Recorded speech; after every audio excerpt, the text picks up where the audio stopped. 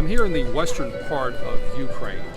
We're still far from where the fighting is going on, about 400 to 500 miles from here. That's the equivalent of Fort Smith to Nashville.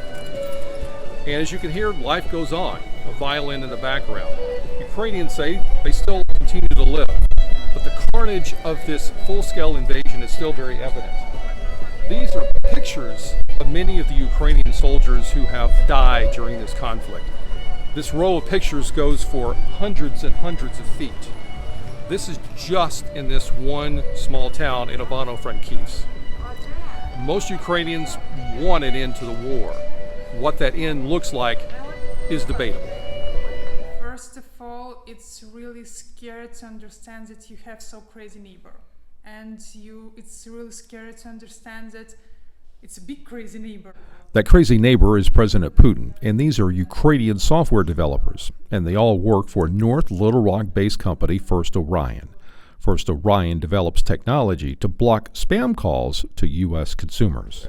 We help Americans to protect them from spam, from scam calls, and so it's an interesting because people sitting here helps Americans. We talked about how First Orion continued to support these workers after the start of Russia's war on Ukraine. They tell me giving up land seized by Russia is a difficult proposal. Their homes, it's their lives, it's their heart. They dream to come back one day there. So we cannot just give them that land, because it's not only land, it's their home. Yeah, I think that Ukraine can't recognize that lands for Russia because it could break all fundamental principles of international laws. In talking to Ukrainians, I asked if they would be willing to come up with some kind of negotiated settlement. A tour guide told me a few days ago, she said, let me put it like this. What if after 9/11, the United States said, hey, we'll come up with a compromise or negotiation with Osama bin Laden? What would they say?